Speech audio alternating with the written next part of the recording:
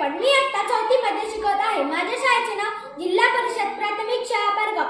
मी आज तुम्हाला गर्विष्ठ हत्ती ही गोष्ट सांगणार आहे. ती तुम्ही शांत चित्ताने ऐकून घ्यावी अशी माझी नम्र विनंती. एक छोटंसं जंगल होतं. त्या जंगलामध्ये एक छोटंसं झाड होतं. त्या झाडावर एका चिमणीचं घरटं होतं. ती चिमणी त्या अंड्यांवर खूप खुश असायची. एक गर्विष्ठ हत्ती त्या झाडाखाली आला. ती फांदी जोरजोरात हलू लागला. मग ती चिमणी म्हणाली, हत्ती दादा ही फांदी का हलवताय तुम्ही? हत्ती म्हणतो, अगं तुला काय करायचं, मला हवं पाहिजे म्हणून मी हलवतोय. चिमणी म्हणती, माझी अंडी पडतील म्हणून तू हलवू नकोस. तरी हत्ती जोरजोरात हलवतो.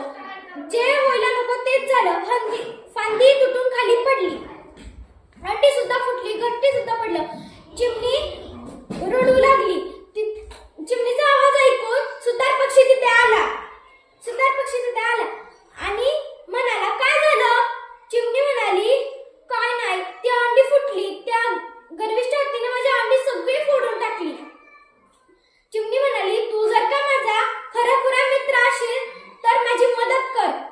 सुतार पक्षी म्हणतो, माझी माशी एक चांगली मैत्रीण आहे, आपण तिला जाणून विचारू. ते दोघं उडत त्या मधमाशीकडे जातात. मधमाशीला सुतार पक्षी सर्व काही सांगतो. मधमाशी म्हणती, बेडूक सुद्धा एक माझा चांगला मित्र आहे, आपण त्याला जाऊन विचारू. मग ते तिघं उडत त्या बेडकाकडे गेले. मधमाशीने बेडकाला सर्व काही सांगितलं. बेडूक म्हणाला, त्या हत्तीला गर्व चढला आहे म्हणून तो हत्ती असं करत आहे. त्या चौघांनी एक युक्ती केली. ते चौघं त्या हत्तीकडे गेले. हत्ती तिथे चरत होता. सुतार पक्षी त्याच्या डोळ्यापाशी गेला आणि त्याचे डोळे फोडले. मधमाशी त्याच्या कानापाशी गेली आणि गाणे गुणगुणू लागली.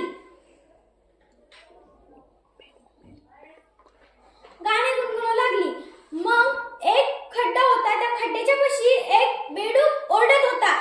त्या हत्तीला वाटले, तिथे आपण जाऊ, तिथे पाणी असेल, आपल्या डोळ्यांची आग सुद्धा थांबेल. मग तो तिथे जातो आणि त्या खड्ड्यात पडतो. या चौघांनी त्या हत्तीला चांगला धडा शिकवला. सुतार पक्षी, मधमाशी, चिमणी, बेडूक या चौघांनी या हत्तीला धडा शिकवला. या गोष्टीवरून आपल्याला हे कळते की कधीही कोणाला त्रास दिला तर त्याचं फळ वाईटच मिळते. धन्यवाद.